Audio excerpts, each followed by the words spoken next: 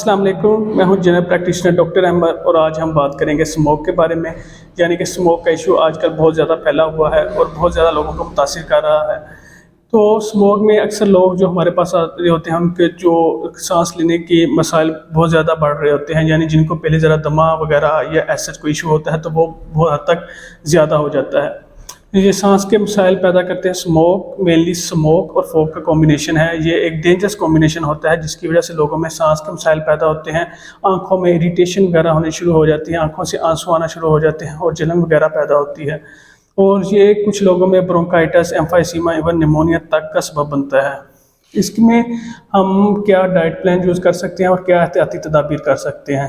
سب سے پہلے جو ہمیں احتیاطی تدابیر کرنی ہے کہ اپنے بچوں کو بھی اس اسموک میں جانے سے ذرا پرہیز کروائیں. یعنی کہ ان کی آؤٹ ڈور ایکٹیویٹیز کو ذرا کم کریں. ان کو گھر کے اندر ہی ایسے کھیلنے والے مواقع فراہم کریں تاکہ وہ زیادہ اس موسم میں یعنی اس جو انوائرمنٹ میں زیادہ نہ نکلیں. دوسرا یہ ہے کہ ان جگہوں پر جانے سے پرہیز کریں یعنی جن میں اسموک وغیرہ، جن شہروں میں اسموک کا ایشو بہت زیادہ ہے ان شہروں میں جانے سے زیادہ سے زیادہ پرہیز کیا جائے. تیسرا یہ ہے کہ جو بچے اسکول وغیرہ جاتے ہیں ان کو ماسک وغیرہ کا استعمال کروایا جائے. N95 یا N99 ماسک کا استعمال کیا جائے.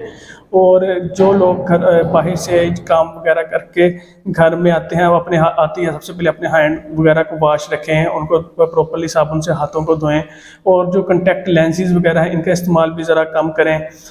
لوگوں کو استھما وغیرہ یعنی دمہ وغیرہ کا ایشو ہے وہ اپنا انہیلر ہمیشہ اپنے ہاتھ میں رکھیں. اور اگر جن لوگوں میں سانس کا مسئلہ تھوڑا سا پہلے سے بڑھتا ہے تو خود ڈوز ایڈجسٹ کرنے کی کوشش نہ کریں. سب سے پہلے ڈاکٹر سے رابطہ کریں اور تاکہ وہ اپنی ڈوز وغیرہ کو وہ پراپرلی ایڈجسٹ کر سکیں. اور فردر جو ہم نے اس میں ڈائٹ پلان کا استعمال کر سکتے ہیں تو اس میں یہ ہے کہ ہم اپنی ڈائٹ میں پانی کا انٹیک بہت زیادہ کریں تاکہ جو ہم پانی پی رہے ہیں اس سے زیادہ پئیں. سٹرس فروٹس کا استعمال زیادہ کریں، لیمن وغیرہ کا استعمال کریں. اورنجز، کیرٹس یا گرین ویجیٹیبلس اویلیبل ہیں. یہ اینٹی آکسیڈنٹس ہوتے ہیں، یہ ہمارے جسم کو ہارمفل چیزوں سے بچاتے ہیں اور ہماری باڈی کو ڈیٹاکسیفائی کرتے ہیں. اور ہم اومیگا 3 فیٹی ایسڈس والے فوڈس کا استعمال زیادہ کر سکتے ہیں جس میں مچھلی وغیرہ، اخروٹ وغیرہ، چیا سیڈس وغیرہ اویلیبل ہیں. ہم اپنے گھروں کو ہمیں چاہیے کہ ذرا بند رکھیں تاکہ آؤٹ ڈور جو پولیوٹنٹ ایئر ہے وہ گھر میں داخل نہ ہو، وہ کم سے کم آئے.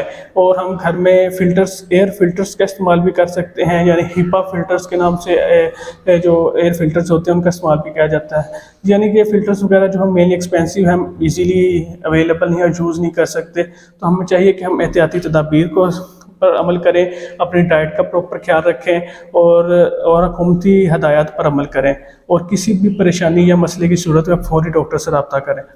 اپنا بہت بہت خیال رکھیں. شکریہ.